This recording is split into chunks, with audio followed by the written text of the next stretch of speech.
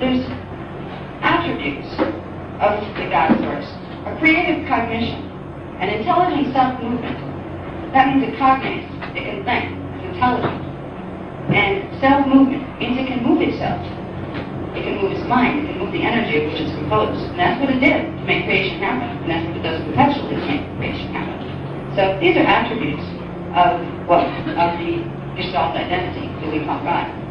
Now, the eternal point of cognition, within which all creation flows, can be viewed as the heart of God.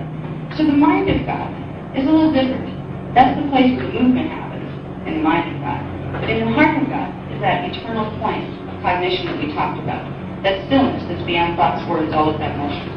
And then there's one other part. There's the eternal still point, within which all creation exists. And it can be viewed as the God source. So there is a point of stillness, within which all the motion takes place. It is a void, within which all creation exists. So when you're dealing with the God source, the God mind, that one day you'll expand to become, you're dealing with motion of the God mind. You're dealing with cognition, still just direct cognition of the God heart, and complete stillness. The polarities are balanced there. You have motion and stillness. These are parts of the God mind that are reflected in your cells, in the microcosmos and in the macrocosmos. So to understand these things a little bit will help you to understand you a little bit more. And move on to the next one, maybe.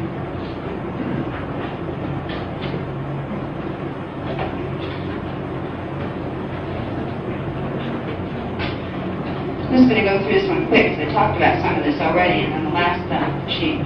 The eternal point of cognition that I had mentioned. Okay? In the God mind. Where is this located? This is what I was told when I asked that question, if I'm going to describe to somebody, well, where might this structure exist? They said that all things exist as idea constructions within the God source, within that eternal point of stillness. All things are idea constructions. That was an interesting concept. I had to think about what's an idea. Okay, I know an idea is the thing that goes through my head when I'm thinking. What is a construction? A building, something formed or built up. So all things, including our identities and our bodies, and the reality structures we walk around in, they're structures of thoughts. The big thoughts, God thoughts. God thoughts set the framework that our little thoughts can take place in.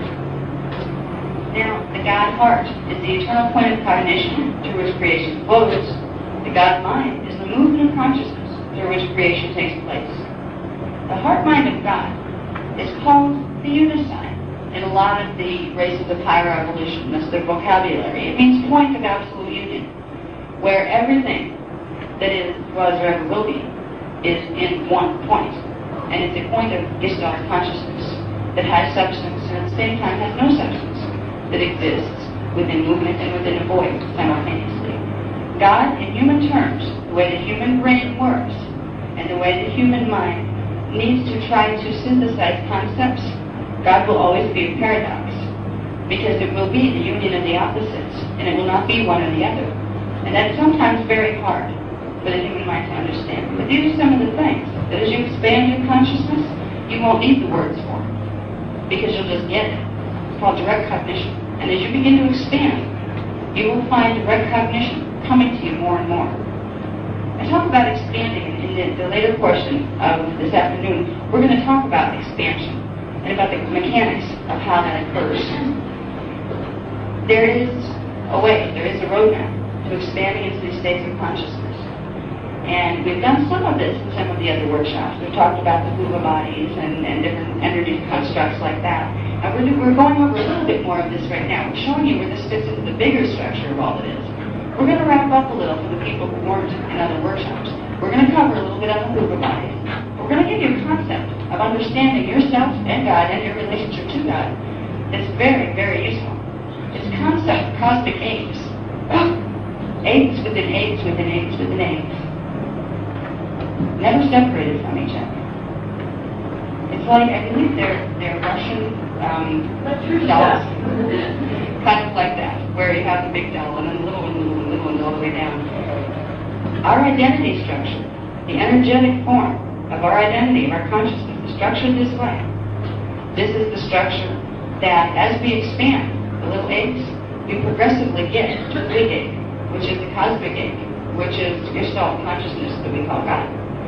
There are specific processes of energy dynamics that can be used once you understand how these eggs are formed. The idea is, it's a little game really, it's get through the eggs. How do you make the eggs pop to get to the next egg? And if we can look at it in simple, easy terms, we're not intimidated by the concept of dimensional ascension. Okay? It's actually dimensional ascension through Uba body integration. And that sounds a little more intimidating than pop the eggs. So, for both sides of you, for mature adult and inner child, this could work. We will get into explaining what I mean by that silly little concept. And the thing that when they taught me this part, to look at it this way, even though I know these levels of consciousness, I've experienced them before, I couldn't figure out how to bring them down here in a concept that worked, that did it. That's that feeling that I was trying to put words on. This did it, the eggs. Because there's one little trick to this. When you find out how the eggs work and how they're stacked, you get this really weird ability to look around you, and for maybe the first time, everything around you, look out the window, look, across the river, you are walking around in an egg. You're walking around in a morphogenetic field. People say, well, where are these morphogenetic fields that you talk about if they're real? We're walking around in one. There's many more of them. That is the funny part. Once you start to get this, it does something weird to your emotional body. You start to realize, I've never been separate from anything in my life, and I felt alone. That's really strange. People, we're taught to believe we're separate from things. We're separate from God. We're separate from each other. We're separate from the cosmos. We're separate from the planet. It's all an illusion of what our belief systems projected through the body are doing. We change those belief systems and we get out of our own way. And one very good way to do it is to start realizing we're an egg within an egg within an egg.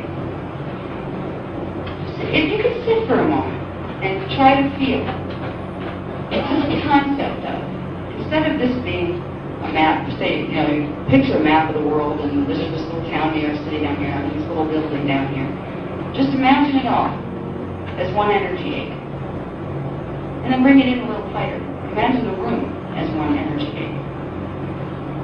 And then bring it in a little tighter where you can feel that energy egg around your shoulders, and down beneath their feet and above your head. If you focus on looking for these energy eggs, you will find them. What you're finding is boundaries of your morphogenetic field, where it connects the morphogenetic field of the group you're sitting in, of the building you're in, of the state and town and all that the building's in. Where morphogenetic eggs put inside morphogenetic eggs. They're all interwoven, all connected. What reality is one massive, unified field of consciousness. And we are all a part of it. There's nowhere else to go. You don't have a choice. There isn't an outside to it that you can stand yourself away from being part of the oneness. That is God. That is the energy of the cosmos. You can use a belief system that makes you feel separate, that makes you feel cut off, like you have no energy or no place to belong. And a lot of homeless people do this. They've been taught this erroneous belief system where they really feel they have no home, they have no place to be. If they knew, of course I do. I mean, the consciousness of God, I'm walking around here, God. I'm at home. Their thoughts create things. When you feel you're not at home, you're creating a thought grid that might indeed make you homeless. If we could all realize, right where we stand, we are at home. And even if you stand someplace that you don't like, if you happen to be in a yucky situation, you don't like it here, you don't want to be here, you want to be someplace else, you are still standing in God. Now the idea is to figure out how to stand in a part of God that you like to see better. Okay?